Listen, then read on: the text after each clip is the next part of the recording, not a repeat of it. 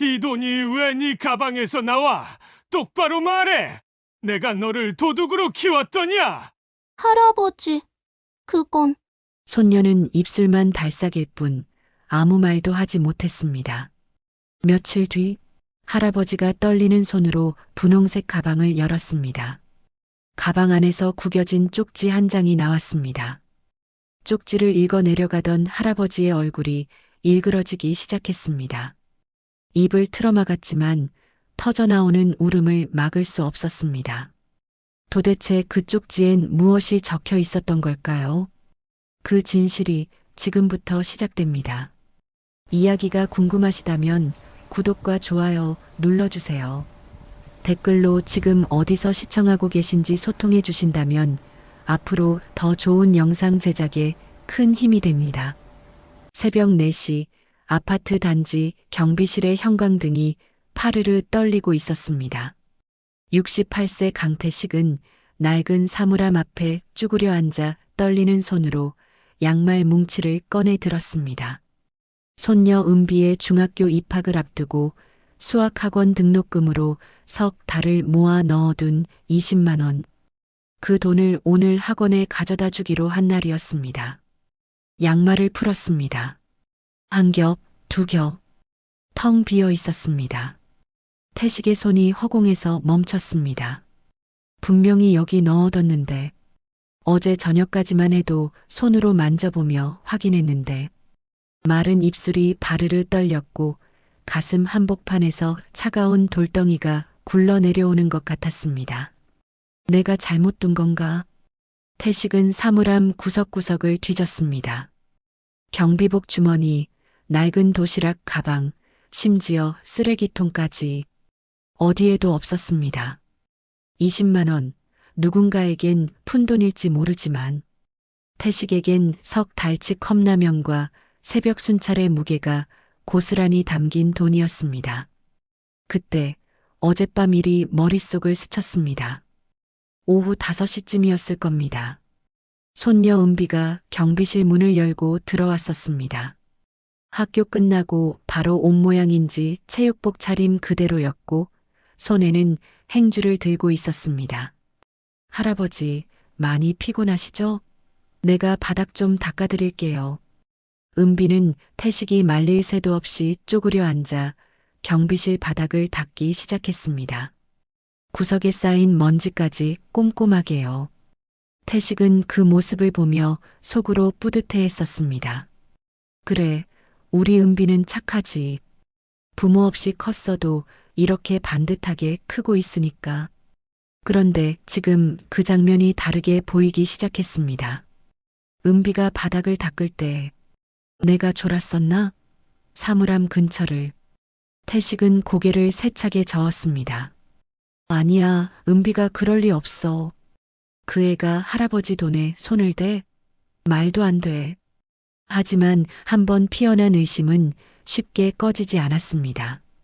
마침 그때 같이 근무하는 동료 경비원 박 씨가 순찰을 마치고 돌아왔습니다. 태식의 안색이 좋지 않은 걸 본 박 씨가 물었습니다. 태식이 형, 무슨 일 있어요? 얼굴빛이 왜 그래? 태식이 멍하니 대답했습니다. 돈이 없어졌어.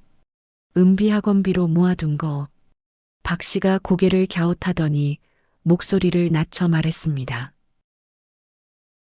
뭐라고요? 태식의 귀가 잘 들리지 않았습니다. 몇 년 전부터 점점 어두워지던 청력이 요즘 들어 부쩍 심해졌습니다.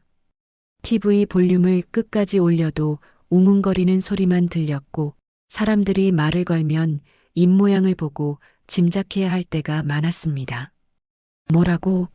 다시 한번 말해봐요. 박 씨가 태식의 귀에 대고 또박또박 말했습니다.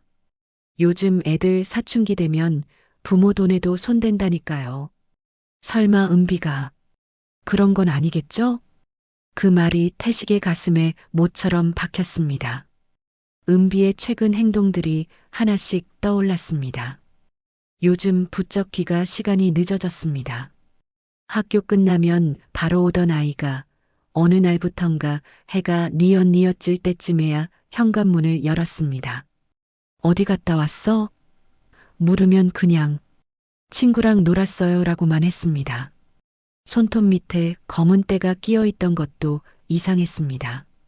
아무리 씻어도 지워지지 않는 그 으름 같은 것. 그리고 옷에서 나던 퀴퀴한 냄새. 먼지와 습기가 뒤섞인 어딘가 낯선 곳의 냄새. 설마 은비가 이상한 데 다니는 건 아니겠지? 나쁜 애들이랑 어울리는 건. 태식은 두 손으로 얼굴을 감쌌습니다. 6년 전 비 오는 밤이 떠올랐습니다. 전화벨이 울렸고 아들과 며느리가 고속도로에서 사고를 당했다는 소식이 날아들었습니다.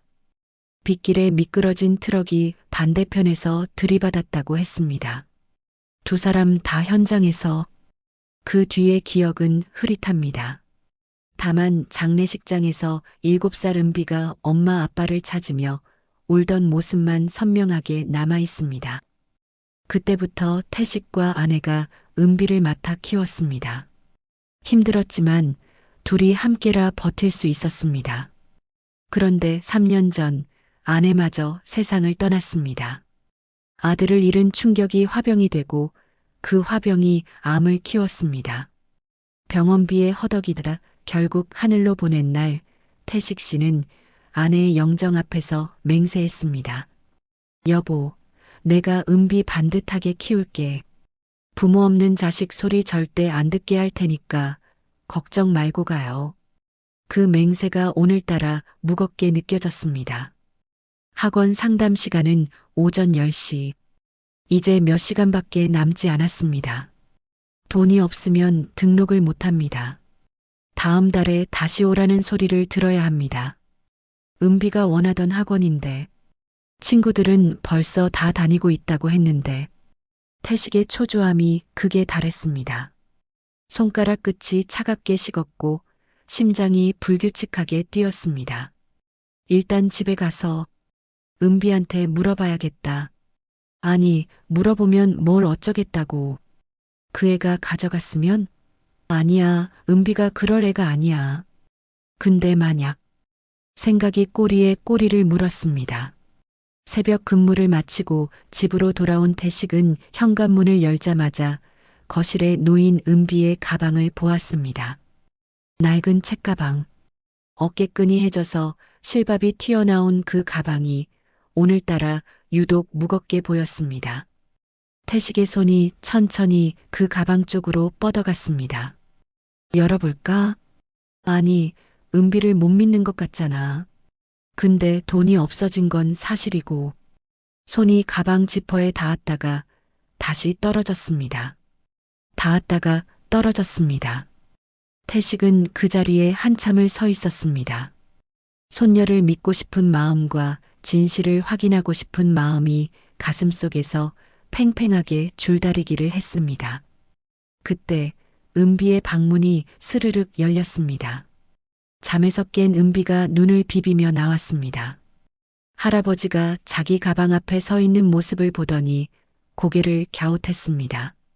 할아버지, 왜 거기 서 계세요? 태식은 대답하지 못했습니다. 입술만 달싹였을 뿐 아무 말도 나오지 않았습니다. 은비의 맑은 눈동자와 태식 씨의 흔들리는 눈동자가 마주쳤습니다. 경비실 사물함처럼 텅 빈 침묵이 좁은 거실을 가득 채웠습니다. 거실에 무거운 침묵이 흘렀습니다. 은비는 여전히 눈을 비비며 할아버지를 바라보고 있었고 태식은 손녀의 낡은 책가방 앞에 굳은 표정으로 서 있었습니다. 새벽 공기가 차갑게 두 사람 사이를 가르고 있었습니다. 할아버지, 무슨 일 있어요? 은비의 목소리가 다시 한번 거실을 울렸습니다. 하지만 태식의 귀에는 그 말이 또렷하게 닿지 않았습니다. 웅얼웅얼 물속에서 들리는 소리처럼 뭉개져서 들렸습니다. 태식은 은비의 입모양을 보고 짐작할 수밖에 없었습니다. 무슨 일이냐고 묻는 거겠지. 태식의 손이 다시 가방 쪽으로 향했습니다. 이번에는 망설이지 않았습니다. 거친 손가락이 지퍼를 잡아당겼고 가방 입구가 벌어졌습니다. 할아버지, 왜 내 가방을? 은비가 다가오려 했지만 태식이 손을 들어 제지했습니다. 그리고 가방을 거꾸로 들어 거실 바닥에 쏟아부었습니다. 와르르. 교과서와 문제집이 쏟아졌습니다. 연필 케이스, 지우개, 작은 수첩. 그리고 그 사이에서 빳빳한 5만원권, 지폐 몇 장과 구겨진 1,000원짜리, 5,000원짜리가 뒤섞여 바닥에 흩어졌습니다. 태식의 눈이 커졌습니다. 돈이었습니다. 20만 원이 넘어 보이는 돈. 자신이 잃어버린 학원비와 비슷한 금액의 돈이 13살 손녀의 가방에서 쏟아져 나온 것입니다. 이게 뭐냐? 태식 씨의 목소리가 떨렸습니다. 분노인지 슬픔인지 알 수 없는 감정이 목구멍을 틀어막았습니다. 할아버지, 그건 은비가 무언가 말하려 했습니다. 입술이 달싹였고 눈에 금세 눈물이 고였습니다. 하지만 태식의 귀에는 은비의 말이 제대로 들리지 않았습니다. 작은 목소리가 웅웅거리는 소음처럼 뭉개져서 무슨 말인지 알아들을 수가 없었습니다. 뭐라는 거야? 태식 씨가 목소리를 높였습니다.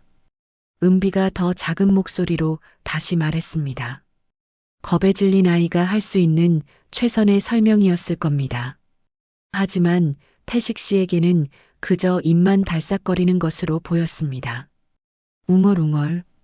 아무것도 들리지 않았습니다. 똑바로 말해. 이 돈이 왜 네 가방에서 나와? 태식 씨가 소리쳤습니다. 그 고함 소리에 은비의 어깨가 움츠러들었습니다. 눈물이 볼을 타고 흘러내렸지만 입술은 굳게 다물어졌습니다. 할아버지의 분노 섞인 눈빛 앞에서 13살 아이는 더 이상 아무 말도 할 수 없었습니다. 말을 못해? 말을 못하는 거야? 태식이 한 발 다가섰습니다. 그때 은비의 손등이 눈에 들어왔습니다. 상처가 나 있었습니다. 긁힌 자국, 까진 자국. 어디선가 넘어지거나 긁힌 듯한 흔적이 손등과 손가락 마디에 여러 군데 나 있었습니다. 그리고 손톱 밑에 검은 때, 며칠째 씻어도 지워지지 않던 그 그을음 같은 것. 태식의 머릿속에서 무언가 연결되기 시작했습니다. 늦은 귀가 수상한 행동, 옷에서 나던 퀴퀴한 냄새, 손등의 상처, 그리고 가방에서 나온 돈. 이 애가 나쁜 짓을 하고 다녔구나. 태식의 얼굴이 일그러졌습니다. 슬픔과 분노와 배신감이 한꺼번에 밀려왔습니다. 7년을 키웠습니다. 부모 잃은 아이를 반듯하게 키우겠다고 밤잠 설쳐가며 키웠습니다. 그 아이가 도둑질을 하다니, 할아버지 돈에 손을 대다니, 내가 너를 도둑으로 키웠더냐? 태식 씨의 고함이 좁은 거실을 가득 채웠습니다. 은비가 흠칫 뒤로 물러났습니다. 눈물이 턱 끝까지 흘러내렸지만 여전히 입은 열리지 않았습니다. 네 아빠 엄마가 하늘에서 이 꼴을 보면 뭐라 하겠어. 네 할머니가 무덤에서 통곡하신다. 말하는 태식의 눈에서도 눈물이 흘렀습니다. 손녀를 혼내는 건지 자신의 신세를 한탄하는 건지 알 수 없었습니다. 가슴이 찢어지는 것 같았습니다. 믿었던 손녀에게 배신당한 것 같았습니다. 은비는 고개를 떨군 채 아무 말도 하지 못했습니다. 하고 싶은 말이 있었을 겁니다. 아니라고, 그게 아니라고, 설명할 기회만 달라고 말하고 싶었을 겁니다. 하지만 할아버지는 듣지 못합니다. 제대로 듣지 못합니다. 작은 목소리는 할아버지의 귀에 닿지 않습니다. 그리고 큰 소리로 말하기엔 너무 무서웠습니다. 태식은 은비의 침묵을 인정으로 받아들였습니다. 할 말이 없으니 입을 다문 거라고, 들킨 게 부끄러워서 고개를 숙인 거라고, 방에 들어가 있어. 내가 생각 좀 해봐야겠다.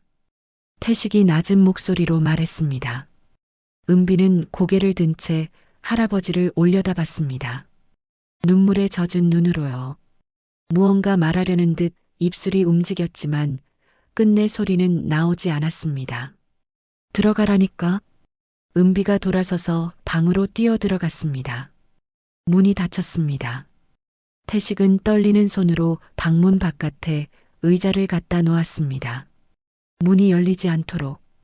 그러고는 거실 한쪽에 놓아둔 아내의 영정 사진 앞으로 걸어갔습니다. 작은 액자 속에서 아내가 웃고 있었습니다. 3년 전 세상을 떠나기 몇 달 전에 찍은 사진이었습니다. 병색이 짙었지만 그래도 웃고 있었습니다. 손녀와 함께 찍은 사진이라 그랬을 겁니다. 태식이 영정 앞에 털썩 무릎을 꿇었습니다. 여보, 목이 메었습니다. 내가 죄인이요. 당신이 그렇게 이뻐하던 은비를 내가 이 모양으로 키웠소. 눈물이 주름진 볼을 타고 흘러내렸습니다. 당신 살아있을 때는 이러지 않았잖소. 당신이 곁에 있을 때는 은비도 밝았고 나도 은비 목소리를 들을 수 있었는데. 태식 씨가 자신의 귀를 가리켰습니다. 이 귀가, 이 망할 귀가 점점 안 들리니까 은비가 뭐라 해도 못 알아듣겠소. 그의 마음을 못 읽겠소. 내가 뭘 잘못한 건지, 어디서부터 틀어진 건지. 영정 속 아내는 여전히 웃고만 있었습니다. 아무 대답도 없었습니다. 태식은 한참을 그 자리에 엎드려 있었습니다. 어깨가 들썩였지만 소리는 내지 않았습니다. 이 늦은 시간에 울음소리가 밖으로 새어나가면 안 되니까요. 그 시각 은비의 방 안. 은비는 침대에 앉아 무릎을 끌어안고 있었습니다. 베개에 얼굴을 파묻고 소리 죽여 울었습니다. 흐느끼는 소리가 새어나왔지만 문밖 거실까지는 닿지 않았습니다. 닿는다 해도 할아버지는 듣지 못했을 겁니다. 할아버지, 그게 아닌데. 은비는 속으로 수천 번 외쳤습니다. 그건. 은비는 거칠어진 자기 손등을 내려다봤습니다. 상처 자국, 그을음, 굳은 살. 은비는 하고 싶은 말을 삼키며 베개를 더 세게 끌어안았습니다. 할아버지한테 내 목소리 한번 제대로 들려드리고 싶었는데. 밤은 깊어가고 두 사람의 오해는 차가운 문 하나를 사이에 두고 점점 굳어져 갔습니다. 은비의 흐느낌은 거실까지 닿지 않았고 태식의 귀에는 그저 정막만이 가득했습니다. 서로를 향한 마음은 똑같이 애틋했건만 소리가 닿지 않으니 마음도 닿지 않았습니다. 다음 날 토요일 아침 태식은 거실 소파에서 눈을 떴습니다. 밤새 잠을 설쳤습니다. 영정 앞에서 한참을 울다가 소파에 몸을 누인 게 새벽 3시쯤이었을 겁니다. 그나마도 깊이 잠들지 못하고 뒤척이다 보니 온몸이 천근만근이었습니다. 태식은 무거운 몸을 일으켜 은비의 방문 앞으로 갔습니다. 어젯밤 갖다 놓은 의자가 그대로 있었습니다. 문을 두드렸습니다. 은비야, 밥 먹어야지. 대답이 없었습니다. 은비야? 다시 불렀지만 역시 대답이 없었습니다. 태식은 의자를 치우고 문을 열었습니다. 방 안은 텅 비어 있었습니다. 창문이 열려 있었습니다. 찬바람이 휙휙 불어 들어왔고 커튼이 펄럭이고 있었습니다. 은비가 창문으로 빠져나간 게 분명했습니다. 태식의 가슴이 철렁 내려앉았습니다. 이 애가 도망을 갔구나. 들킨 게 무서워서 도망을 간 거라고 생각했습니다. 할아버지 얼굴 볼 면목이 없어서 달아난 거라고요. 태식의 마음이 더 무거워졌습니다. 손녀가 잘못을 뉘우치기는커녕 피해버렸다는 사실이 가슴에 돌덩이를 하나 더 얹어놓는 것 같았습니다. 그래도 찾아야지. 어딜 갔는지 찾아야지. 태식은 서둘러 낡은 점퍼를 걸치고 집을 나섰습니다. 무릎이 시큰거렸습니다. 몇 년 전부터 관절이 안 좋아서 비 오는 날이면 특히 심하게 아팠습니다. 오늘도 하늘이 잔뜩 흐려 있었습니다. 금방이라도 비가 쏟아질 것 같은 날씨였습니다. 아파트 단지 입구, 골목길, 학교 앞. 태식은 은비가 갈 만한 곳을 돌아다녔습니다. 하지만 어디에도 손녀의 모습은 보이지 않았습니다. 그러다 문득 은비가 자주 늦게 귀가하던 방향이 떠올랐습니다. 아파트 단지 뒤편, 재개발 구역 쪽 골목이었습니다. 그쪽으로 발걸음을 옮겼습니다. 골목길로 접어들었을 때 하늘에서 빗방울이 떨어지기 시작했습니다. 처음엔 부슬부슬 가랑비였는데 금세 굵은 빗줄기로 바뀌었습니다. 태식은 점퍼 모자를 눌러 쓰고 걸음을 재촉했습니다. 그때였습니다. 저 앞 골목 끝에서 무언가 움직이는 게 보였습니다. 작은 체구, 낡은 운동복, 그리고 리어카. 태식은 눈을 비볐습니다. 비에 젖어 시야가 흐릿했지만 분명히 보였습니다. 자기 몸보다 큰 리어카를 끌고 가는 작은 뒷모습. 그 뒷모습이 낯익었습니다. 은비. 태식은 전신주 뒤로 몸을 숨기고 숨을 죽였습니다. 그리고 조심스럽게 은비의 뒤를 따라갔습니다. 은비는 폭우 속에서 리어카를 끌고 있었습니다. 리어카 위에는 젖은 종이 박스와 헌 신문지, 부서진 가전제품 부속품 같은 것들이 쌓여 있었습니다. 폐지와 고철이었습니다. 태식의 발걸음이 멈췄습니다. 뭐야? 이건 이해가 되지 않았습니다. 은비가 왜 폐지를 모으고 있는 건지, 왜 비를 맞으며 리어카를 끌고 있는 건지, 머릿속이 하얘졌습니다. 은비는 골목 곳곳을 돌아다니며 버려진 박스와 종이를 주웠습니다.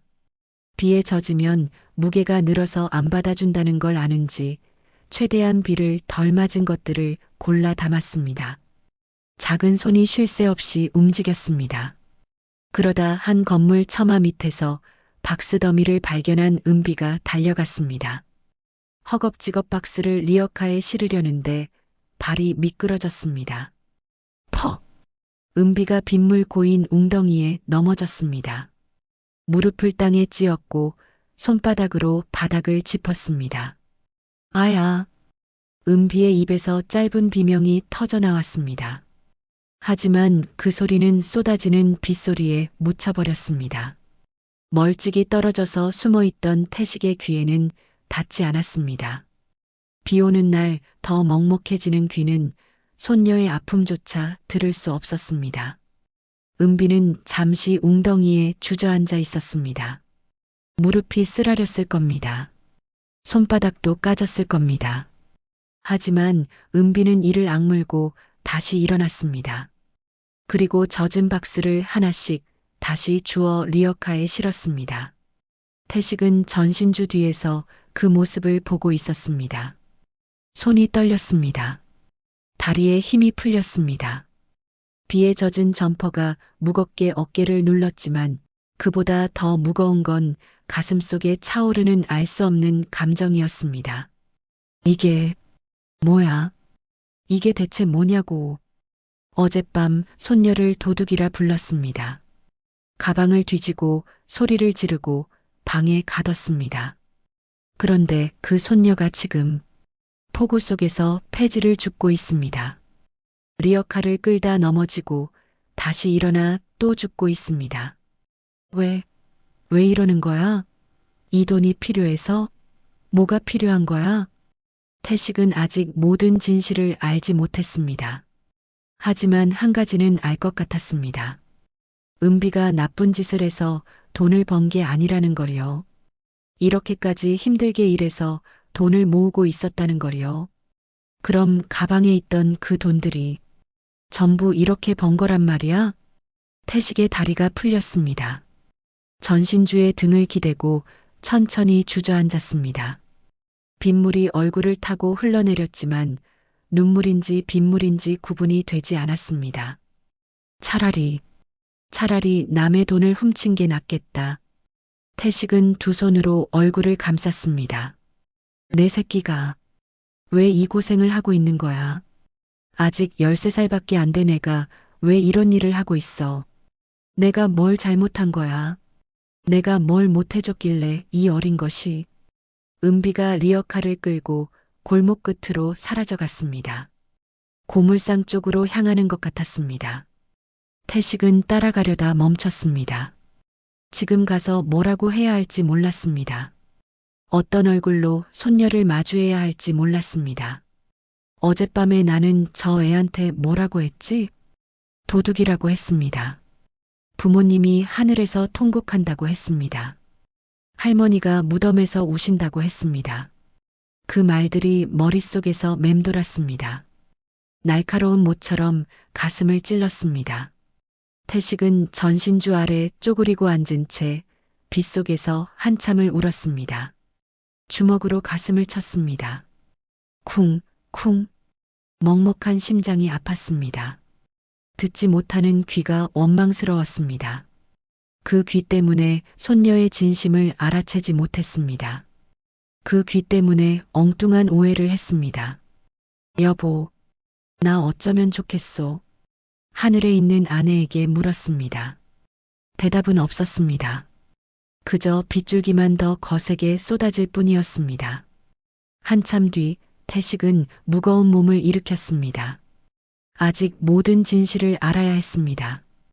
은비가 왜 폐지를 모으는지, 그 돈으로 뭘 하려는 건지, 그걸 알아야 했습니다. 태식은 은비가 사라진 골목 끝을 바라봤습니다.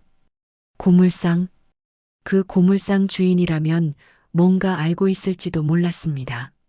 절뚝거리는 발걸음으로 태식은 빗속을 걸어갔습니다. 빗줄기가 조금 잦아들 무렵 태식은 고물상 앞에 도착했습니다.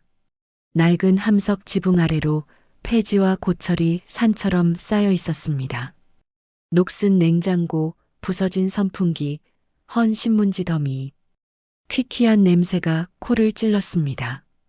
은비의 옷에서 나던 그 냄새와 같았습니다. 고물상 안쪽에서 중년 남자가 나왔습니다.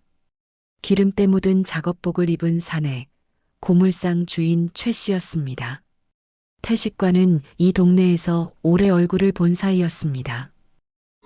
태식이 형 아니야? 이 비에 웬일이야? 최 씨가 반갑게 인사했지만 태식의 표정은 굳어 있었습니다.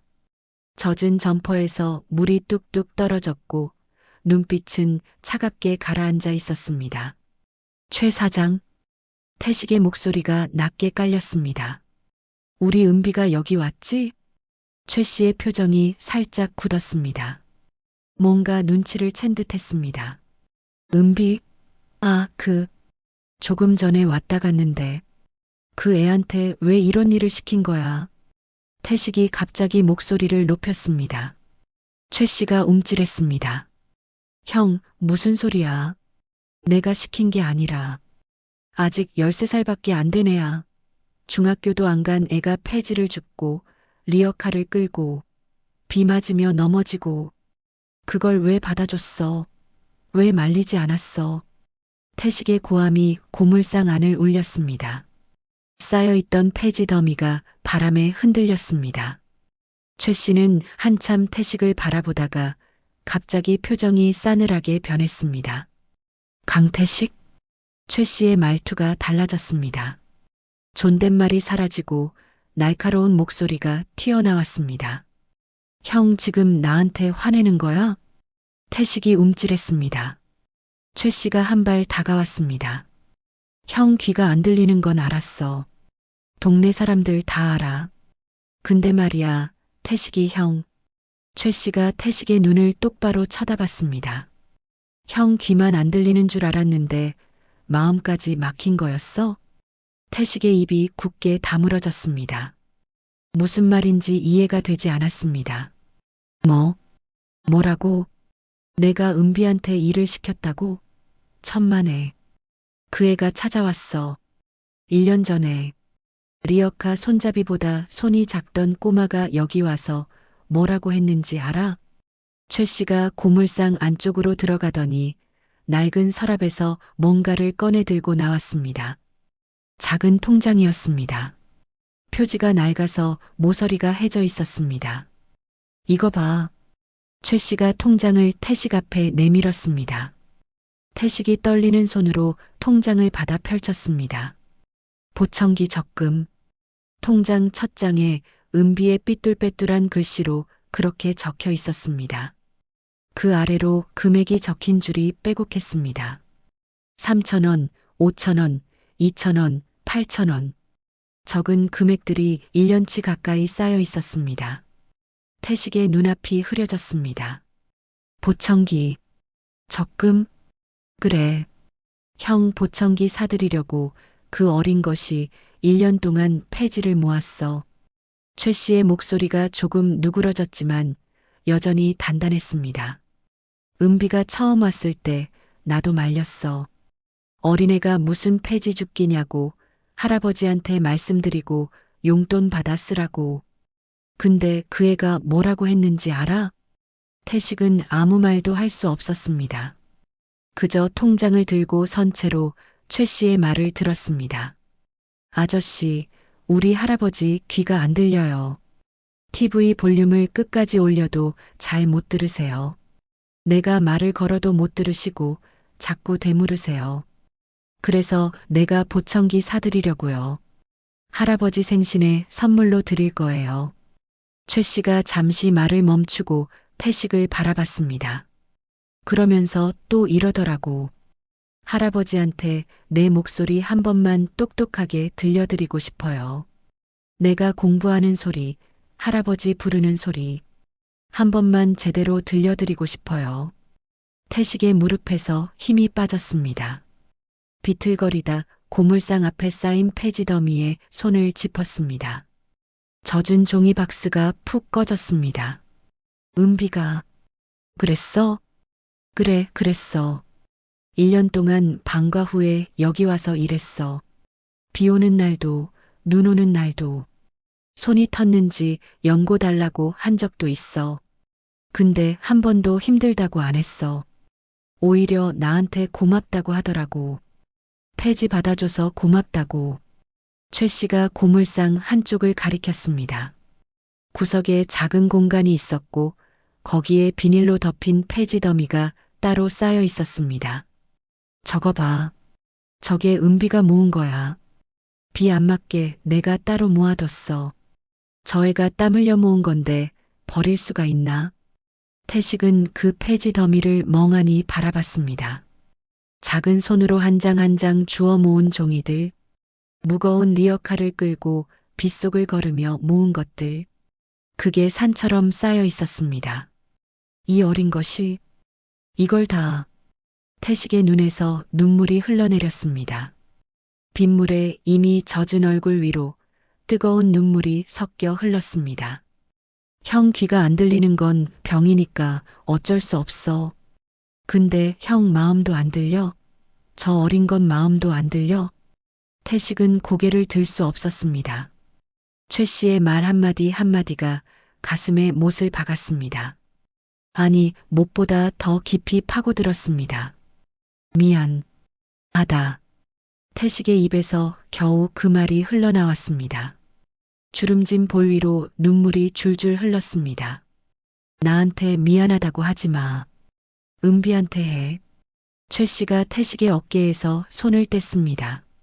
그리고 한숨을 길게 내쉬며 고물상 안으로 들어갔습니다. 태식은 고물상 앞에 홀로 서 있었습니다. 손에는 여전히 보청기 적금 통장이 들려 있었습니다. 삐뚤빼뚤한 손녀의 글씨가 빗물에 번져가고 있었습니다. 은비야. 태식은 그 자리에서 무릎을 꿇었습니다. 젖은 땅바닥에 무릎이 닿았지만 그런 건 느껴지지도 않았습니다. 이 못난 할애비가 내 마음을 몰랐구나. 빗줄기가 다시 굵어지기 시작했습니다. 하늘도 함께 우는 것 같았습니다. 그날 밤 태식은 집으로 돌아왔습니다. 고물상에서 돌아오는 길은 멀게만 느껴졌습니다. 다리가 천근만근이었고 가슴에는 돌덩이가 얹혀 있는 것 같았습니다. 비에 젖은 점퍼가 무거웠지만 그보다 더 무거운 건 마음이었습니다. 현관문을 열었을 때 집안은 고요했습니다. 거실 불이 꺼져 있었고 은비의 방문은 닫혀 있었습니다. 태식은 조심스럽게 발걸음을 옮겨 은비의 방문 앞에 섰습니다. 문틈으로 희미한 불빛이 새어나오지 않았습니다. 잠든 걸까요? 태식은 살며시 문을 열었습니다. 은비가 침대에 누워 있었습니다. 웅크린 채로요. 마른 옷으로 갈아입긴 했지만 머리카락 끝이 아직 축축하게 젖어 있었습니다. 베개 위에 놓인 얼굴에는 눈물 자국이 말라붙어 있었습니다. 울다 지쳐 잠든 게 분명했습니다. 태식은 방 안으로 들어가지 못하고 문 앞에 서 있었습니다. 이 애가 나 때문에 울었구나. 가슴이 찢어지는 것 같았습니다. 어젯밤 자신이 내뱉은 말들이 떠올랐습니다. 도둑이라고 했습니다. 부모님이 통곡한다고 했습니다. 그 말들이 이 작은 아이의 가슴에 얼마나 깊은 상처를 냈을까요? 태식은 방 안을 둘러봤습니다. 책상 위에 교과서와 문제집이 가지런히 놓여 있었고 그 옆에 낡은 필통이 있었습니다. 분홍색 필통. 2년 전 할머니가 사준 거였습니다. 지퍼가 고장나서 잘 안 열리는데도 은비는 버리지 않고 쓰고 있었습니다. 태식은 떨리는 손으로 그 필통을 집어들었습니다. 지퍼를 열었습니다. 연필 몇 자루, 지우개, 작은 자, 그리고 그 사이에 접힌 종이와 지폐 몇 장이 끼워져 있었습니다. 태식의 손이 멈췄습니다. 지폐를 꺼내 세어봤습니다. 5만 원권 4장, 20만 원이었습니다. 자신이 경비실 사물함에 넣어뒀던 바로 그 돈. 사라졌다고 생각했던 은비의 학원비. 그리고 그 돈과 함께 접혀있던 종이. 태식은 떨리는 손으로 종이를 펼쳤습니다. 은비의 글씨였습니다. 삐뚤빼뚤하지만 또박또박한 글씨. 할아버지, 어제 경비실 바닥에 돈 떨어져 있었어요. 사물함 밑에서 나왔어요. 그런데 내가 걸레질 하는 동안 할아버지가 너무 깊이 주무시길래 깨울 수가 없었어요. 다른 사람이 가져갈까봐 내가 일단 챙겨왔어요. 아침에 드리려고 했는데 깜빡했어요. 죄송해요.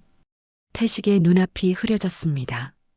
그러니까 은비가 돈을 훔친 게 아니었습니다. 바닥에 떨어진 돈을 주었던 겁니다. 자고 있는 할아버지를 깨우기 미안해서 일단 챙겨뒀던 겁니다.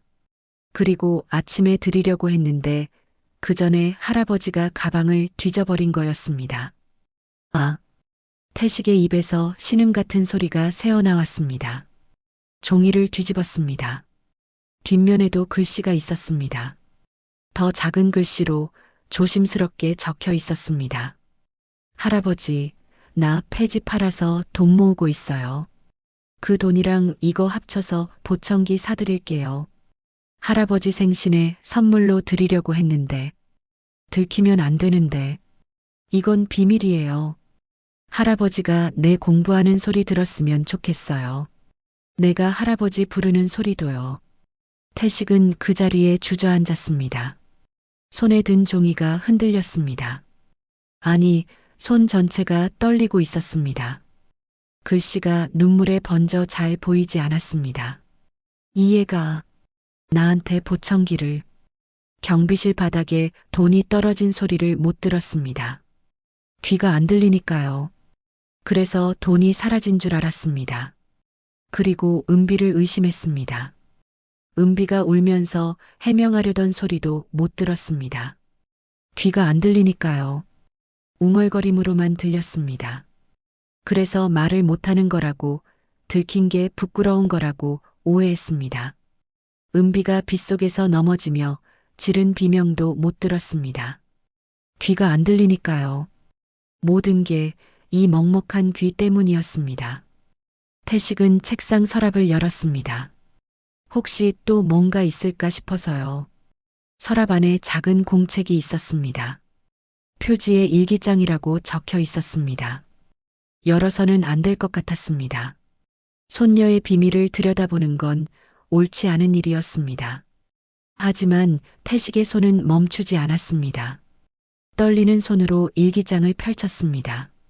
최근 날짜의 일기가 눈에 들어왔습니다. 오늘도 할아버지가 내 말을 못 알아들으셨다. 저녁 먹으면서 학교 이야기 해드렸는데 자꾸 뭐라고 하셨다. 3번이나 다시 말씀드렸는데도 잘 못 들으시는 것 같았다. 결국 그냥 아무것도 아니에요 했다. 가슴이 아팠다. 태식은 페이지를 넘겼습니다. 오늘 고물상 아저씨가 보청기 가격을 알려주셨다. 생각보다 비쌌다. 100만 원이 넘는 것도 있대. 그래도 포기 안 할 거다. 조금씩 모으면 되니까. 할아버지 생신까지 아직 시간 있으니까. 또 넘겼습니다. 할아버지가 TV 볼륨을 또 끝까지 올려놓으셨다. 옆집 아주머니가 시끄럽다고 했다. 할아버지 표정이 안 좋으셨다. 창피하셨나 보다. 빨리 돈 모아야겠다. 빨리 보청기 사드려야겠다. 태식은 더 이상 읽을 수 없었습니다. 일기장을 덮고 가슴에 꼭 안았습니다. 어깨가 들썩였습니다. 소리 없이 울었습니다. 목구멍에서 흐느낌이 터져 나오려 했지만 꼭 참았습니다. 이 소리에 은비가 깨면 안 되니까요. 은비야, 은비야. 속으로 손녀의 이름을 불렀습니다. 이 못난 할애비가 내 마음을 몰랐다. 네가 나한테 하고 싶은 말이 그렇게 많았는데 내가 듣지를 못했구나. 네가 1년 동안 땀 흘린 게 다 이 할애비 때문이었는데 나는 그걸 도둑질이라 했구나. 태식은 입을 손으로 틀어막았습니다. 흐느낌이 새어나갈까 봐요. 침대에서 은비가 뒤척였습니다. 태식은 황급히 눈물을 닦고 자리에서 일어났습니다. 일기장을 서랍에 넣고 필통도 제자리에 뒀습니다. 그리고 살금살금 방을 빠져나왔습니다. 거실에 나온 태식은 아내의 영정 앞에 다시 무릎을 꿇었습니다. 여보, 목이 메어 말이 나오지 않았습니다. 내가 우리 은비한테 큰 죄를 지었소. 그 애가 나한테 보청기를 사주려고 1년 동안 폐지를 모았더라고. 비 맞으며 넘어지며 그렇게 모았는데 나는 그 애를 도둑이라 불렀소. 눈물이 주름진 볼을 타고 흘렀습니다. 내 귀가 안 들리는 게 이렇게 큰 죄가 될 줄 몰랐소. 돈 떨어지는 소리도 못 듣고 손녀 울음소리도 못 듣고 그의 마음도 못 들었소. 나는 어떻게 해야 하오? 영정 속 안에는 여전히 말이 없었습니다. 그저 온화한 미소로 태식을 바라볼 뿐이었습니다. 태식은 한참을 그 자리에 엎드려 있었습니다. 밤은 깊어가고 창밖의 빗소리도 점점 잦아들었습니다. 태식은 주먹을 꽉 쥐었습니다. 은비야, 기다려라. 할아버지가 사죄할게. 긴 밤이 천천히 지나가고 있었습니다. 다음 날 아침 태식은 해가 뜨기도 전에 일어났습니다. 밤새 잠을 이루지 못했습니다. 눈을 감으면 은비의 얼굴이 떠올랐기 때문입니다. 태식은 약상자를 열었습니다. 구석에 오래된 연고 하나가 있었습니다. 손이 트면 발라주곤 했던 연고. 태식은 그 연고를 들고 은비의 방 앞으로 갔습니다. 문을 두드렸습니다. 조심스럽게요. 은비야. 대답이 없었습니다. 태식은 천천히 문을 열었습니다. 은비가 침대에 앉아 있었습니다. 이미 깨어 있었던 거였습니다. 눈이 부어 있었고 얼굴에는 아직 눈물 자국이 남아 있었습니다. 태식이 들어오자 은비는 고개를 돌려 창밖을 바라봤습니다. 은비야. 태식이 다시 불렀습니다. 은비는 대답하지 않았습니다. 할아버지를 쳐다보지도 않았습니다. 태식은 천천히 방 안으로 들어갔습니다. 그리고 은비의 침대 옆에 무릎을 꿇었습니다. 68세 노인의 무릎이 바닥에 닿았습니다. 관절이 욱신거렸지만 그런 건 중요하지 않았습니다. 은비야, 할아버지 좀 봐라. 은비가 천천히 고개를 돌렸습니다. 할아버지가 무릎을 꿇고 있는 모습을 보자 눈이 커졌습니다. 할아버지, 왜 그래요? 일어나세요. 아니다. 할아버지가 할 말이 있어. 태식이 은비의 손을 잡았습니다. 작은 손이었습니다. 그런데 그 손이 거칠었습니다. 손등에는 상처 자국이 있었고 손바닥에는 굳은 살이 박여 있었습니다. 손톱 밑에는 아직 검은 때가 남아 있었습니다. 1년 동안 폐지를 줍고 리어카를 끌며 생긴 것들이었습니다. 태식의 눈에서 눈물이 흘러내렸습니다. 은비야, 이 손이 목이 메어 말이 나오지 않았습니다. 태식은 연고 뚜껑을 열고 은비의 손등에 조심스럽게 발랐습니다. 상처난 곳에 연고가 닿자 은비가 살짝 움찔했습니다. 할아버지가 이 손 때문에 네가 나쁜 짓 했다고 생각했어. 태식의 목소리가 떨렸습니다. 이 검은 때가 뭔지도 모르고 어디서 묻혀온 건지도 모르고 그냥 의심만 했어. 우리 은비가 이상한 데에 다니나 보다. 나쁜 애들이랑 어울리나 보다. 그렇게 생각했어. 은비의 눈에도 눈물이 고이기 시작했습니다. 근데 이게 할아버지 보청기 사주려고 생긴 거였구나. 폐지 줍고 고철 모으고 그러다 생긴 거였구나. 태식이 은비의 손을 두 손으로 꼭 감쌌습니다. 은비야, 이 못난 할애비가 귀만 먹은 줄 알았더니 눈까지 멀었었나 보다. 내 고운 마음을 도둑질이라 했으니 나를 용서하지 마라. 용서받을 자격이 없다. 은비의 볼을 타고 눈물이 흘러내렸습니다. 할아버지, 그 돈도 네가 훔친 게 아니었더구나. 바닥에 떨어진 거 주워서 챙겨둔 거였어. 쪽지도 썼더구나.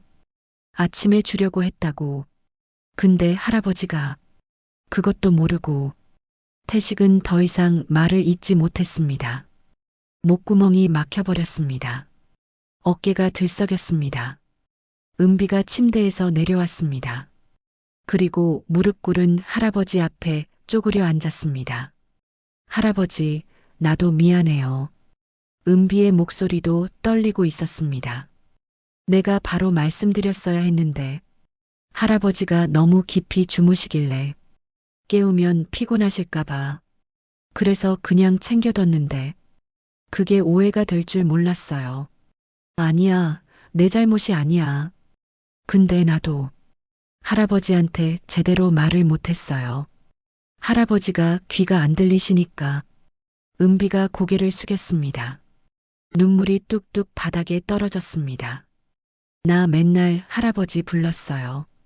학교 갔다 와서 밥 먹으면서 잠자기 전에. 근데 할아버지가 못 들으시니까 나 혼자 말하는 것 같았어요. 할아버지한테 하고 싶은 말이 많은데 다 못했어요. 태식의 가슴이 찢어지는 것 같았습니다. 그래서 보청기 사드리고 싶었어요. 할아버지가 내 목소리 들으시면 그때 다 말씀드리려고 했어요. 학교에서 있었던 일도 친구 이야기도 할아버지 좋아한다는 말도. 은비가 두 손으로 얼굴을 감쌌습니다. 어깨가 들썩이며 흐느꼈습니다. 태식은 손녀를 끌어안았습니다. 작은 몸이 할아버지 품에 안겼습니다. 두 사람 다 울고 있었습니다. 소리내어 울었습니다. 이제는 숨길 필요가 없었습니다. 은비야, 할아버지가 미안하다.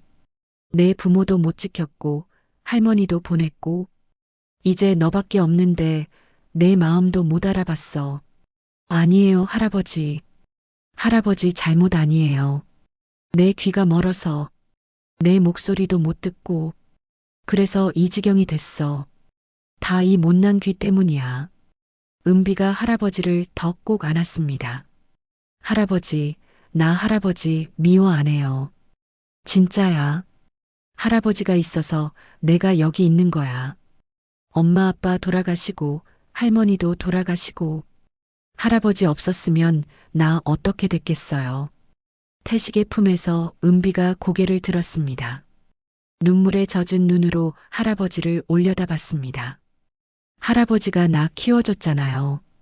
밥 차려주고 학교 보내주고 아플 때 약 먹여주고 그거 다 기억해요.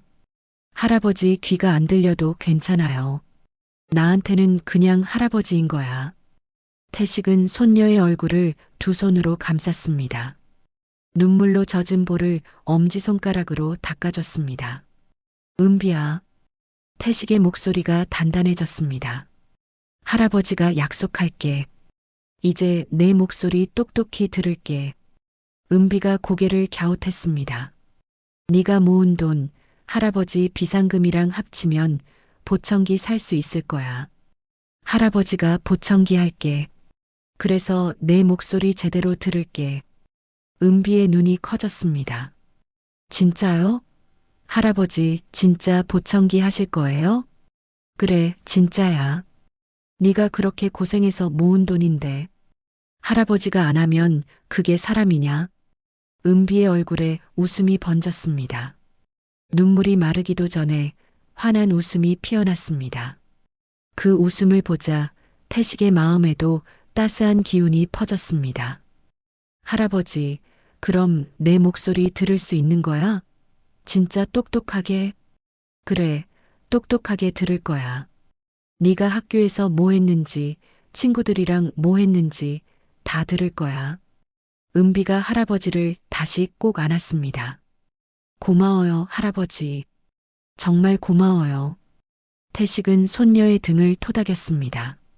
작은 등이 따뜻했습니다.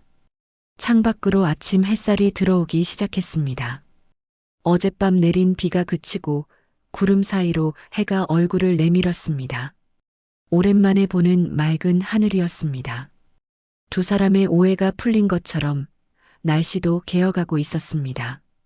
며칠 뒤 태식과 은비는 나란히 집을 나섰습니다.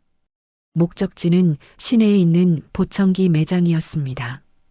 태식은 오랜만에 외출복을 꺼내 입었습니다.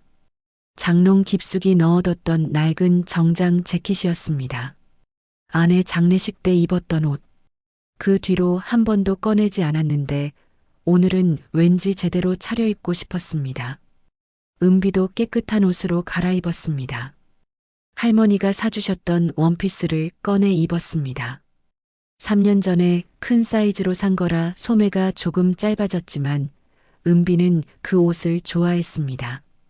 할머니의 온기가 남아있는 것 같아서요. 버스 정류장에서 버스를 기다리는 동안 태식은 자꾸만 주머니 속 봉투를 만졌습니다. 은비가 1년간 모은 돈과 자신의 비상금을 합친 돈이 들어 있었습니다. 전부 합쳐서 97만 원.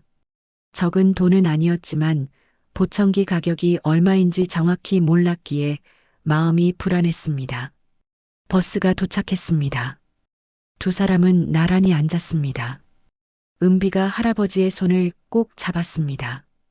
할아버지, 긴장돼요? 태식은 은비의 입모양을 보고 짐작했습니다. 그리고 고개를 끄덕였습니다. 조금, 사실은 많이 긴장되었습니다. 68년을 살면서 보청기 매장이라는 곳은 한 번도 가본 적이 없었습니다. 귀가 어두워진 게 몇 년 전부터인데 그동안은 그냥 참고 살았습니다. 보청기가 비싸다는 건 알고 있었고 그 돈이면 은비 학원비에 보태는 게 낫다고 생각했으니까요. 근데 이제는 가야지. 은비가 1년 동안 폐지를 모아 마련한 돈입니다.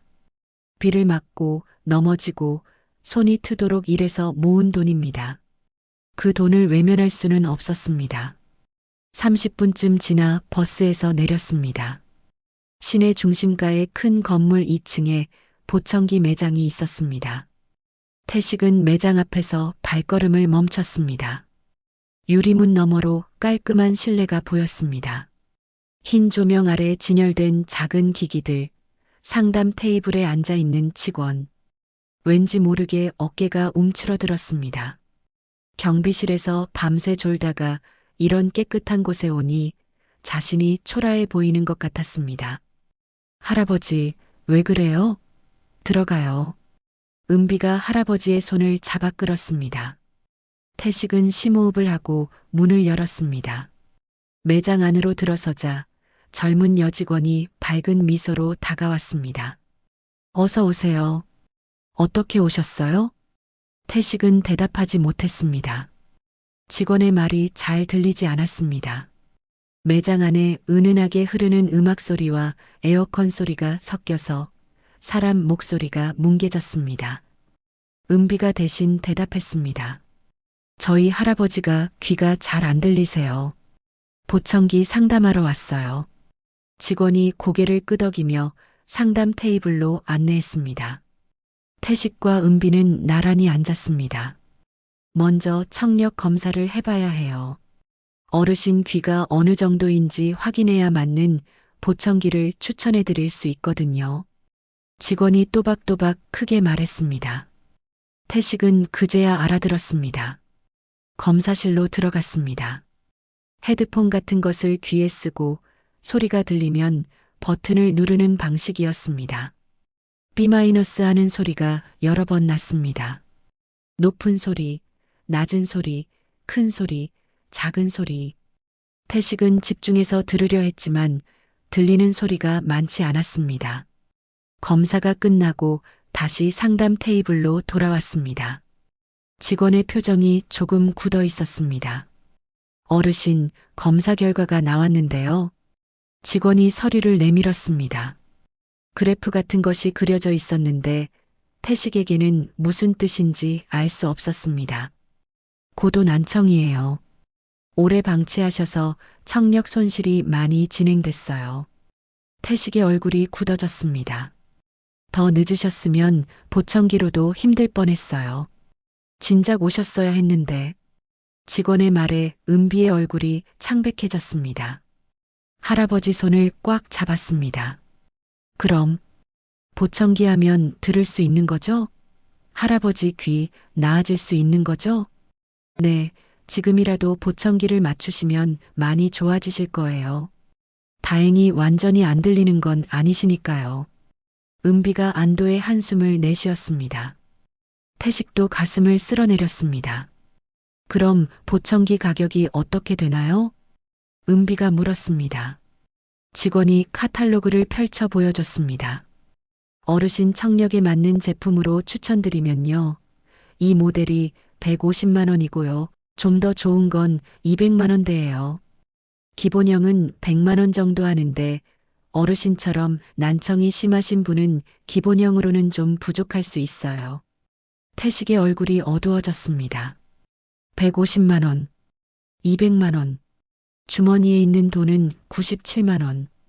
턱없이 부족했습니다. 100만 원짜리로 하면 안 될까요? 태식이 조심스럽게 물었습니다. 되긴 하는데요. 어르신 청력에는 좀 약할 수 있어요.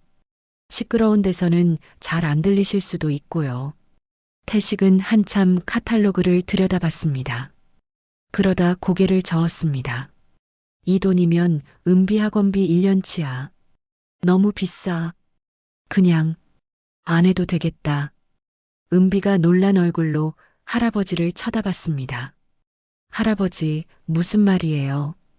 여기까지 왔는데. 은비야, 할아버지, 이 나이에 무슨 보청기냐? 지금까지도 그냥 살았어. 앞으로도 그냥 살면 돼. 태식이 자리에서 일어나려 했습니다. 그때 은비가 할아버지의 팔을 붙잡았습니다. 할아버지, 은비의 눈에 눈물이 그렁그렁 맺혀 있었습니다. 나 할아버지한테 할 말 많아요. 진짜 많아요. 태식이 멈췄습니다.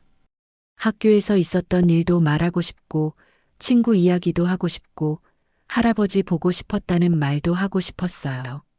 근데 할아버지가 못 들으시니까 맨날 혼자 말하는 것 같았어요. 은비의 목소리가 떨렸습니다. 할머니 목소리, 아빠 목소리, 엄마 목소리는 이제 못 들어요. 다 하늘나라 갔으니까. 근데 할아버지는 여기 있잖아요. 내 옆에 있잖아요. 그런데 왜 내 목소리를 안 들으려고 해요? 태식의 가슴이 덜컥 내려앉았습니다. 할아버지, 제발이요. 나 할아버지 귀로 내 목소리 듣고 싶어요. 한 번만이라도 똑똑하게 듣고 싶어요. 할아버지가 응, 들린다 하는 거 듣고 싶어요. 은비의 볼을 타고 눈물이 흘러내렸습니다. 직원도 두 사람을 바라보며 눈시울을 붉혔습니다. 태식은 천천히 다시 자리에 앉았습니다. 한참을 말없이 앉아 있다가 입을 열었습니다. 90만 원짜리로 할게요. 직원이 고개를 끄덕였습니다. 네, 어르신. 기본형이라도 지금보다는 훨씬 잘 들리실 거예요. 나중에 여유 되시면 업그레이드 하셔도 되고요. 은비가 할아버지 손을 꼭 잡았습니다. 눈물 젖은 얼굴로 웃었습니다. 고마워요, 할아버지. 정말 고마워요. 태식은 주머니에서 봉투를 꺼냈습니다. 97만 원. 3만 원이 부족했습니다. 저기, 3만 원이 모자란데. 직원이 손을 저었습니다. 괜찮아요, 어르신. 제가 할인 적용해 드릴게요. 손녀분이 이렇게 효심이 깊은데 저희도 응원하고 싶어요. 태식과 은비는 동시에 고개를 숙여 인사했습니다. 감사합니다. 정말 감사합니다. 보청기 주문이 완료되었습니다. 맞춤 제작이라 2주 정도 걸린다고 했습니다. 2주 뒤에 다시 와서 착용하고 조정을 받으면 된다고요. 매장을 나서는 태식의 발걸음이 가벼웠습니다. 은비도 연신 웃음을 흘렸습니다. 할아버지, 2주만 기다리면 돼요. 2주 뒤에는 내 목소리 들을 수 있어요. 태식은 은비의 머리를 쓰다듬었습니다. 그래, 2주만 기다리자. 할아버지가 내 목소리 똑똑히 들을게. 두 사람은 손을 잡고 버스 정류장으로 걸어갔습니다. 하늘이 맑았습니다. 구름 한 점 없는 파란 하늘이 두 사람의 앞날을 축복하는 것 같았습니다. 2주가 하루같이 느껴졌습니다. 은비는 방벽에 걸린 작은 달력에 매일 X표를 쳤습니다. 하루가 지날 때마다 빨간 펜으로 동그라미 안에 X를 그렸습니다. 처음에는 14칸이 남아 있었는데 그게 13이 되고 12이 되고 하나씩 줄어들었습니다. 할아버지, 이제 열흘 남았어요. 할아버지, 사흘만 더 기다리면 돼요. 은비는 매일 아침 할아버지에게 남은 날을 알려줬습니다. 태식은 손녀의 입모양을 보고 숫자를 읽었습니다. 아직은 소리가 또렷하게 들리지 않았지만 은비의 들뜬 표정만으로도 무슨 말인지 알 수 있었습니다. 그리고 드디어 그날이 왔습니다. 보청기 수령일 아침, 태식은 해가 뜨기도 전에 눈을 떴습니다. 밤새 잠을 설쳤습니다. 이상하게 가슴이 두근거렸습니다. 68년을 살면서 이렇게 떨려본 적이 있었던가요? 결혼할 때도 아들이 태어났을 때도 이랬던 것 같은데 그게 언제적 일인지 가물가물했습니다. 태식은 세수를 하고 거울을 봤습니다. 주름진 얼굴, 희끗희끗한 머리카락, 푹 꺼진 눈. 늙었습니다. 언제 이렇게 늙었나 싶었습니다. 하지만 오늘만큼은 그 늙은 얼굴이 싫지 않았습니다. 오늘은 손녀 목소리를 들을 수 있는 날이니까요. 은비도 일찍 일어났습니다. 할아버지보다 먼저 일어나서 세수까지 마치고 기다리고 있었습니다. 할아버지, 빨리 가요. 매장 문 열자마자 가요. 은비가 현관에서 신발을 신으며 재촉했습니다. 태식은 피식 웃음이 났습니다. 저렇게 들뜬 은비를 보는 것도 오랜만이었습니다. 버스를 타고 시내로 갔습니다. 2주 전에 왔던 그 길. 그때는 발걸음이 무거웠는데 오늘은 달랐습니다. 태식의 심장이 빠르게 뛰었습니다. 기대 반, 걱정 반이었습니다. 혹시 안 들리면 어쩌지? 그 생각이 머릿속을 스쳤습니다. 100만 원짜리 기본형 보청기. 직원은 괜찮을 거라고 했지만 만에 하나 안 들리면 어떡하나. 은비가 그렇게 기대하고 있는데 보청기를 껴도 여전히 소리가 뭉개져서 들리면 어떡하나? 태식의 손이 떨렸습니다. 은비가 그 손을 잡았습니다. 할아버지, 괜찮아요. 다 잘 될 거예요. 태식은 은비의 얼굴을 바라봤습니다. 맑은 눈동자가 자신을 올려다보고 있었습니다. 그 눈을 보자 마음이 조금 놓였습니다. 보청기 매장에 도착했습니다. 문을 열고 들어서자 2주 전에 상담해줬던 직원이 반갑게 맞아줬습니다. 어르신 오셨어요. 보청기 다 나왔어요. 오늘 착용해 보시고 조정해 드릴게요. 직원이 작은 상자를 들고 왔습니다. 상자를 열자 손톱만 한 크기의 보청기가 들어 있었습니다. 살구색의 작은 기기. 이렇게 작은 게 소리를 들려준다니 신기했습니다. 자, 어르신. 제가 끼워 드릴게요. 가만히 계세요. 직원이 조심스럽게 태식의 귀에 보청기를 끼웠습니다. 난생 처음 귀에 닿는 이물감이 느껴졌습니다. 어색했습니다. 뭔가 귀 안에 들어와 있다는 느낌이 생소했습니다. 자, 이제 전원 켤게요. 처음에는 소리가 많이 크게 느껴지실 수 있어요. 놀라지 마세요. 직원이 보청기 전원을 켰습니다. 그 순간 세상이 달라졌습니다. 태식의 입에서 짧은 탄성이 터져 나왔습니다. 소리가 들렸습니다. 모든 소리가 들렸습니다. 매장 천장의 형광등이 지지직거리는 소리, 에어컨에서 바람이 나오는 소리, 멀리서 들리는 차 지나가는 소리, 직원의 숨소리까지 그동안 들리지 않던 소리들이 한꺼번에 귀로 밀려 들어왔습니다. 태식은 깜짝 놀라 주변을 둘러봤습니다. 세상이 이렇게 시끄러웠어요? 직원이 웃으며 말했습니다. 네, 어르신. 원래 세상은 소리로 가득 차 있어요. 어르신이 못 들으셨던 거예요. 태식은 멍하니 앉아 있었습니다.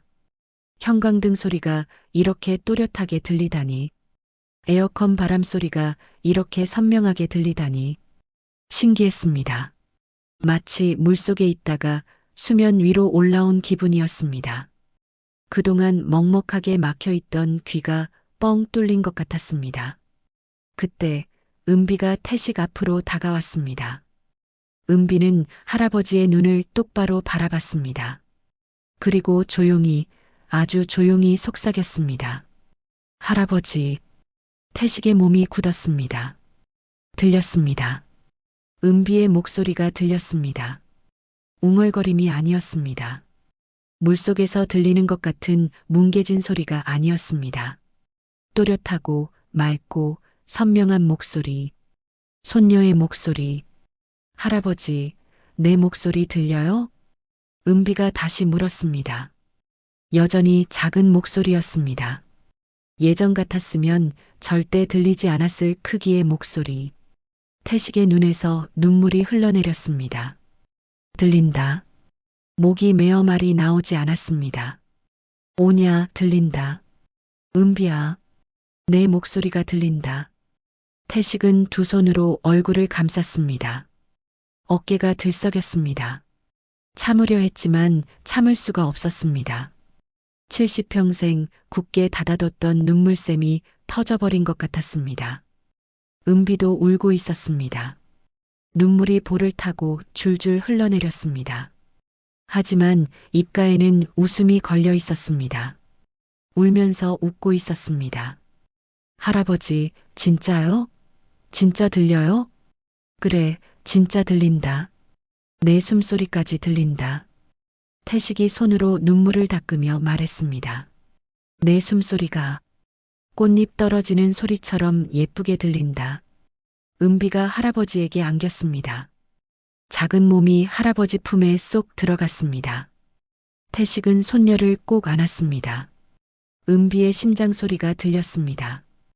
두근두근 빠르게 뛰는 심장 소리.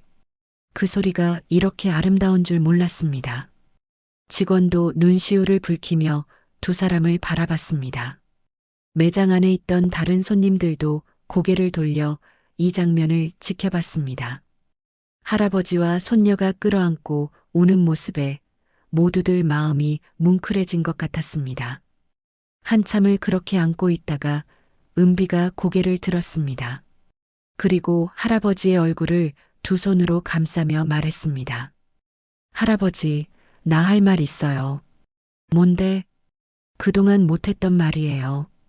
할아버지가 못 들으실까봐. 차마 못했던 말. 은비가 숨을 깊이 들이쉬었습니다. 그리고 또박또박 말했습니다. 할아버지, 사랑해요. 태식의 심장이 멈추는 것 같았습니다. 사랑한다는 말. 그 말을 손녀에게 듣는 게 얼마만인지 몰랐습니다. 아니, 제대로 들은 적이 있었던가요? 귀가 어두워지기 전에도 쑥스러워서 잘 안 했던 말. 귀가 어두워진 뒤로는 들을 수도 없었던 말. 나 맨날 할아버지한테 사랑한다고 말했어요. 아침에 학교 갈 때도 저녁에 잠자기 전에도. 근데 할아버지가 못 들으시니까 그냥 혼자 말한 거였어요. 은비의 눈에서 또 눈물이 흘렀습니다. 근데 이제는 할아버지가 들을 수 있잖아요. 그러니까 다시 말할게요. 은비가 할아버지의 손을 꼭 잡았습니다. 할아버지, 사랑해요. 정말 많이 사랑해요. 앞으로도 매일매일 말할 거예요. 이제 할아버지가 들을 수 있으니까. 태식은 아무 말도 하지 못했습니다. 그저 손녀의 손을 잡고 눈물만 흘렸습니다. 가슴이 터질 것 같았습니다. 기쁨인지 슬픔인지 알 수 없는 감정이 온몸을 휘감았습니다. 나도 사랑한다, 은비야. 겨우 그 말을 내뱉었습니다. 할아버지도 너한테 맨날 말하고 싶었어. 사랑한다고, 고맙다고, 미안하다고. 근데 이 못난 할애비는 말주변이 없어서 못했어. 태식이 은비의 머리를 쓰다듬었습니다. 이제는 할게. 매일 할게. 우리 은비 사랑한다고 매일 말해줄게. 은비가 다시 할아버지를 안았습니다. 두 사람은 한참 동안 그렇게 서로를 안고 있었습니다. 매장 밖으로 햇살이 쏟아져 들어왔습니다. 유리창을 통해 들어온 빛이 두 사람을 감쌌습니다. 따스한 빛이었습니다. 마치 하늘에서 할머니와 은비 부모님이 내려다보며 축복해주는 것 같았습니다. 세상의 모든 소리가 오늘만큼은 아름답게 들렸습니다. 보청기를 맞춘 다음 날 아침, 태식은 평소보다 일찍 눈을 떴습니다. 눈 뜨자마자 보청기를 귀에 꽂았습니다. 새소리가 이렇게 예뻤구나. 수십 년을 이 집에서 살았는데 새소리를 제대로 들어본 게 언제였는지 기억나지 않았습니다. 귀가 어두워지기 전에는 당연하게 들었던 소리. 그 당연함이 사라지고 나서야 얼마나 소중한 것이었는지 알게 되었습니다. 태식은 천천히 일어나 부엌으로 갔습니다. 수도꼭지를 틀었습니다. 콸콸 물 쏟아지는 소리가 들렸습니다. 냉장고 문을 열었습니다. 옥마이너스 안은 모터 돌아가는 소리가 들렸습니다. 가스레인지에 불을 켰습니다. 치직, 불 붙는 소리가 들렸습니다. 태식은 멍하니 서서 그 소리들을 들었습니다. 세상에 부엌이 이렇게 시끄러운 곳이었습니다. 물소리, 기계소리, 불소리, 온갖 소리가 어우러져 하나의 음악처럼 들렸습니다. 그때 뒤에서 발소리가 들렸습니다. 사박사박 슬리퍼 끄는 소리. 할아버지, 일찍 일어나셨네요. 태식이 돌아봤습니다. 은비가 눈을 비비며 부엌으로 들어오고 있었습니다. 잠옷 차림에 머리카락이 부스스했지만 태식의 눈에는 세상에서 가장 예쁜 모습이었습니다. 은비야, 내 슬리퍼 소리가 들린다. 태식이 말했습니다. 은비가 고개를 갸웃했습니다. 슬리퍼 소리요? 그래. 네가 걸어오는 소리. 사박사박 하는 거. 그게 들려. 은비의 얼굴에 웃음이 번졌습니다. 진짜요? 이런 것도 들려요? 응. 다 들려. 새소리도 들리고 물소리도 들리고 세상이 이렇게 소리로 가득 찬 줄 몰랐어. 은비가 할아버지에게 안겼습니다. 태식은 손녀의 등을 토닥였습니다. 그 토닥이는 소리도 들렸습니다. 퍽퍽 손바닥이 옷에 닿는 소리. 이게 소리가 들린다는 거구나. 태식은 눈시울이 뜨거워지는 걸 느꼈습니다. 아침을 먹고 나서 은비가 할아버지의 손을 잡았습니다. 할아버지, 오늘 절에 가요. 절? 네. 할머니랑 아빠 엄마한테 인사드리러요. 할아버지 보청기 한 거 알려드려야죠. 태식은 고개를 끄덕였습니다. 그래야 했습니다. 아내에게, 아들 내외에게 보고해야 했습니다. 이제 은비 목소리를 들을 수 있게 되었다고. 그동안 못 들어서 미안했다고. 그래, 가자. 오늘 가자. 태식은 양복으로 갈아입었습니다. 오랜만에 입는 정장이라 어색했습니다. 할아버지, 멋있어요. 은비가 엄지를 치켜 세웠습니다. 태식은 쑥스러워서 헛기침을 했습니다. 에이, 무슨, 늙은이가 무슨 멋이야. 아니에요. 진짜 멋있어요. 할머니가 보시면 좋아하실 거예요. 그 말에 태식의 마음이 아렸습니다. 할머니가 보시면 좋아하실 거라고. 그래요. 당신이 살아있었으면 오늘 같은 날 얼마나 기뻐했을까요? 버스를 타고 절로 향했습니다. 시내에서 조금 떨어진 산 중턱에 있는 작은 절이었습니다. 아내와 아들 내외의 위패를 모셔둔 곳이었습니다. 절 입구에 도착하자 은비가 할아버지의 손을 꼭 잡았습니다. 할아버지, 같이 가요. 두 사람은 손을 잡고 절 안으로 들어갔습니다. 가을 햇살이 따스하게 내리쬐었습니다. 절 마당에는 낙엽이 수북이 쌓여 있었고 바람이 불 때마다 나뭇잎이 바스락거렸습니다. 그 소리가 귀에 들렸습니다. 바스락 바스락. 가을의 소리였습니다. 위패를 모신 정각 안으로 들어갔습니다. 작은 공간에 위패 3개가 나란히 놓여 있었습니다. 아내의 위패, 아들의 위패, 며느리의 위패. 태식은 위패 앞에 무릎을 꿇었습니다. 은비도 옆에 나란히 앉았습니다. 향에 불을 붙였습니다. 치직, 불 붙는 소리가 들렸습니다. 향 연기가 피어올랐습니다. 은은한 향 냄새가 코끝을 스쳤습니다. 태식은 두 손을 모으고 눈을 감았습니다.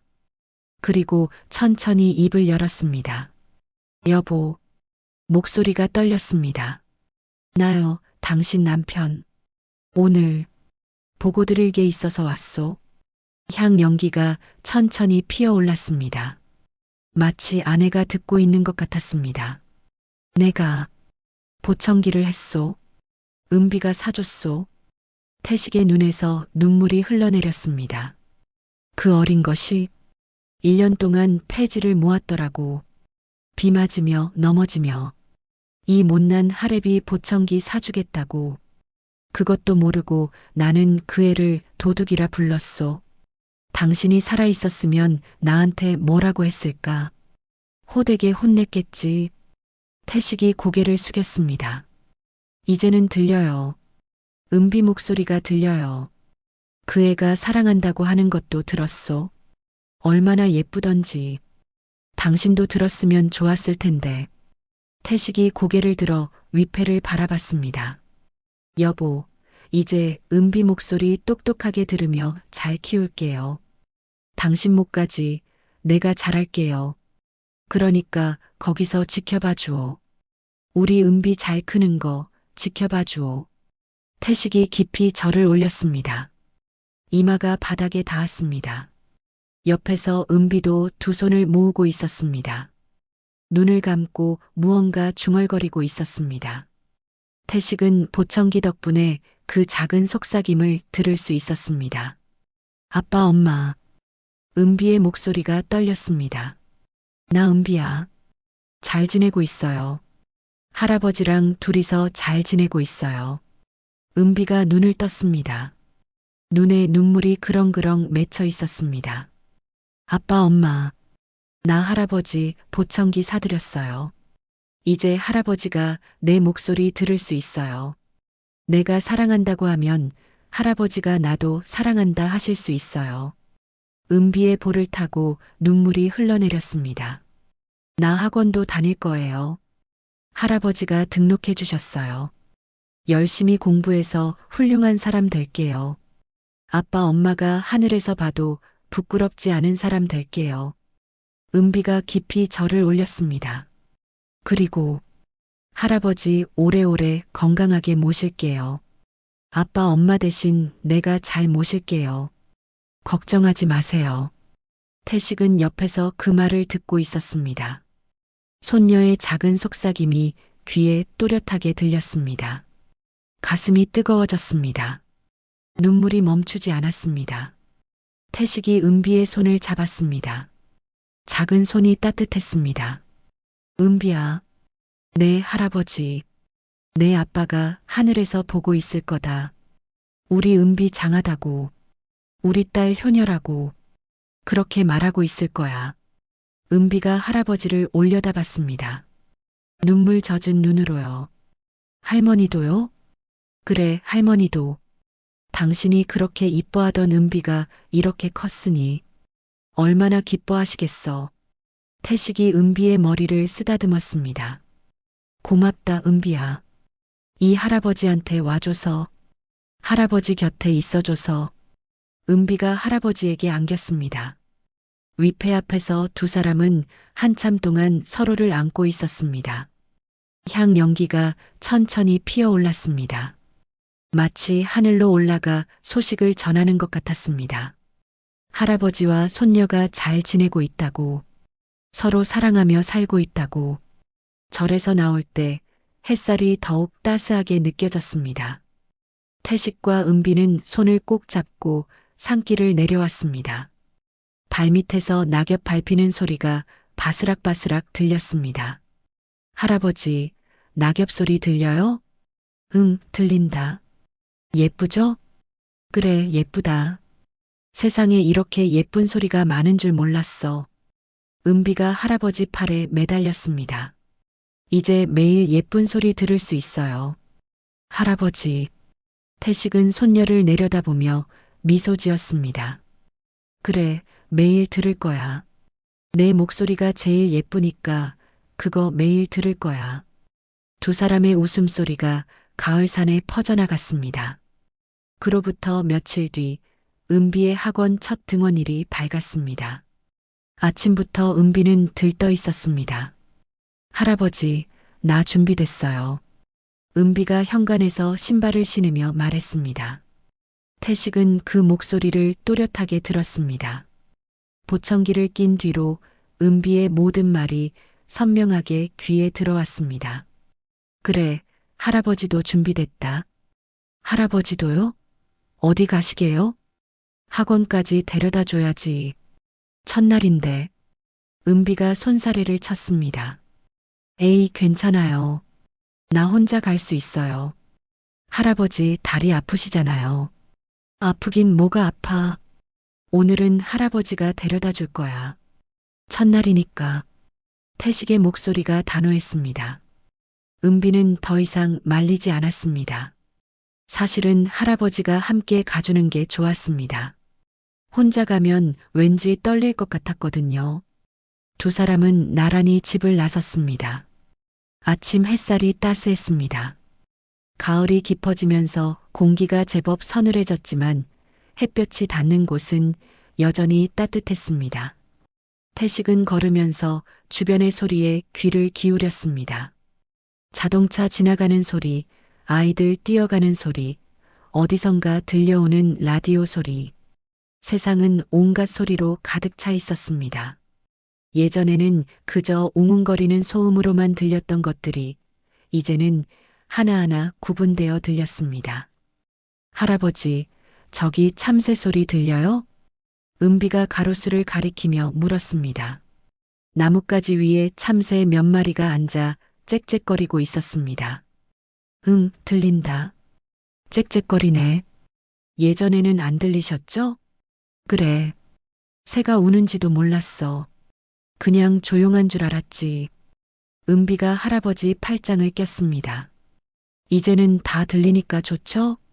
좋지. 세상에 이렇게 소리가 많은 줄 몰랐어. 학원 건물 앞에 도착했습니다. 3층짜리 건물의 2층에 수학학원이 있었습니다. 은비가 건물을 올려다봤습니다. 살짝 긴장된 표정이었습니다. 태식이 손녀의 어깨를 토닥였습니다. 긴장되냐? 조금요. 애들이 다 저보다 먼저 다니던 애들이래요. 나만 늦게 들어가는 거라서. 괜찮아. 우리 은비 똑똑하니까 금방 따라잡을 거야. 태식이 은비의 머리를 쓰다듬었습니다. 모르는 거 있으면 선생님한테 물어보고 친구들한테도 물어보고. 부끄러워하지 마. 알았지? 네, 할아버지. 은비가 고개를 끄덕였습니다. 그리고 학원 건물 안으로 들어가려다 멈췄습니다. 할아버지, 여기서 기다리실 거예요? 아니, 할아버지는 집에 갔다가 끝날 때 다시 올게. 몇 시에 끝나? 5시요. 그래, 5시에 여기서 보자. 은비가 환하게 웃었습니다. 네, 할아버지. 그때 봐요.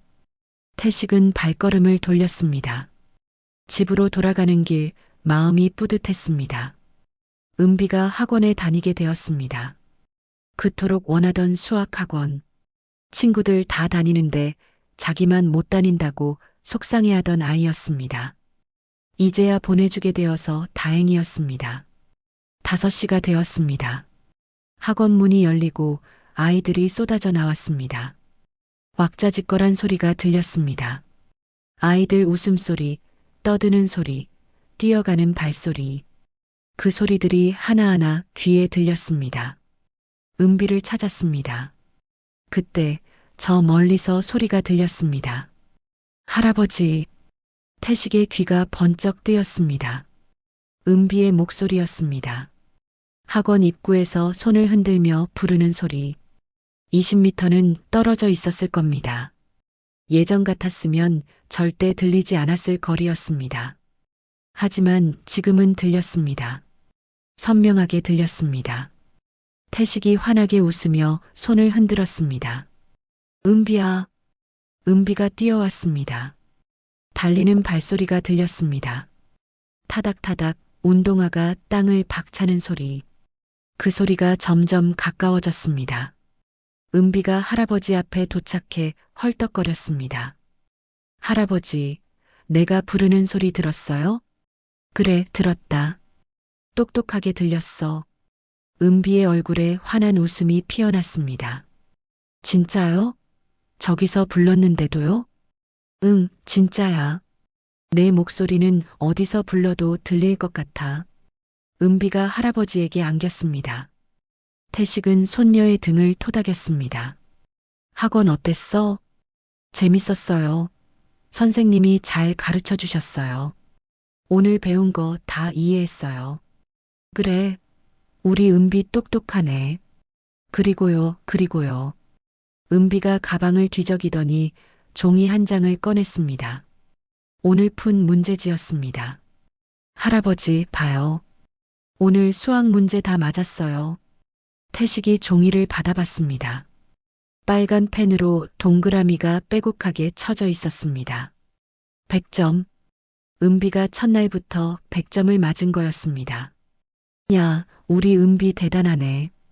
첫날인데 100점이야? 네, 열심히 했어요. 그래, 잘했다.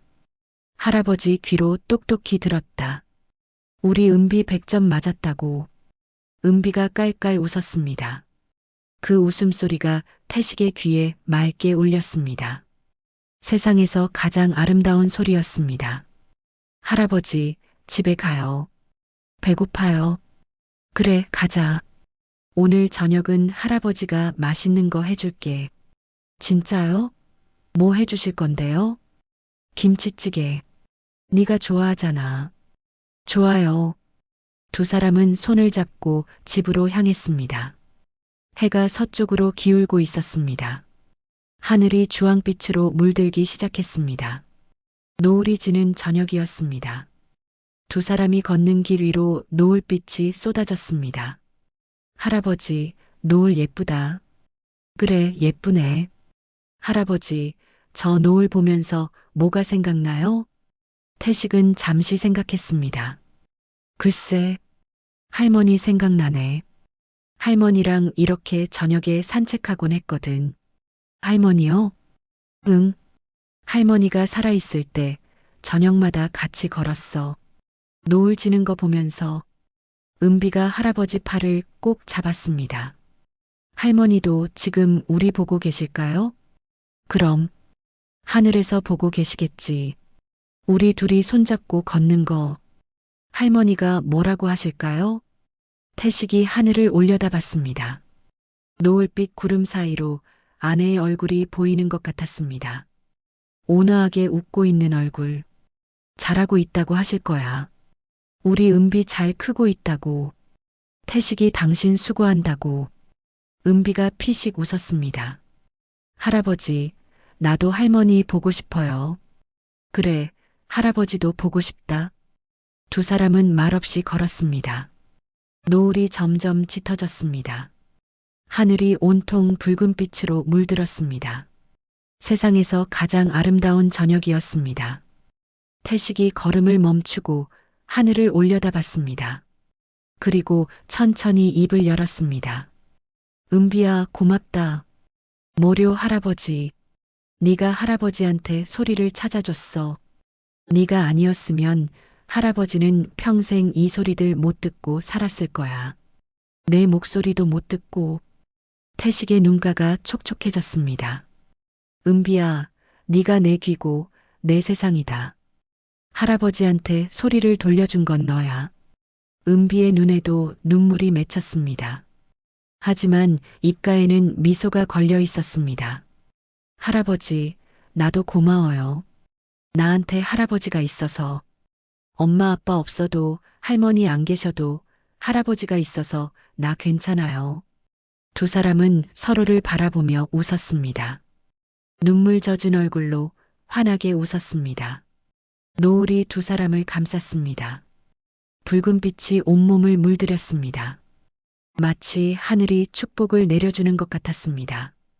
태식과 은비는 다시 손을 잡고 걷기 시작했습니다. 노을 지는 언덕길을 천천히 걸었습니다.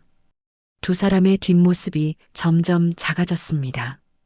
노을 속으로 걸어 들어가는 것처럼 멀리서 은비의 목소리가 들렸습니다. 할아버지, 사랑해요. 그리고 태식의 목소리가 답했습니다. 나도 사랑한다, 은비야. 그 소리가 노을빛 하늘 아래로 퍼져나갔습니다. 세상에서 가장 고운 소리가 되어서요. 이 이야기에 담아 시청자 여러분과 꼭 나누고 싶었던 마음은 사랑하는 사람의 목소리는 세상 어떤 소리보다 아름답다는 것. 그리고 그 목소리를 듣기 위해 노력하는 마음이야말로 진정한 효심이라는 것. 오늘 하루 곁에 있는 사람에게 사랑한다고 말해주세요. 그 한마디가 누군가에게는 세상에서 가장 고운 소리가 될 테니까요. 오늘 이야기를 끝까지 들어주셔서 감사합니다. 영상 보시고 느끼신 감정, 댓글로 함께 나눠주세요. 여러분의 한마디가 누군가에겐 큰 위로가 될 수 있습니다. 영상이 마음에 드셨다면 구독과 좋아요로 응원 부탁드립니다.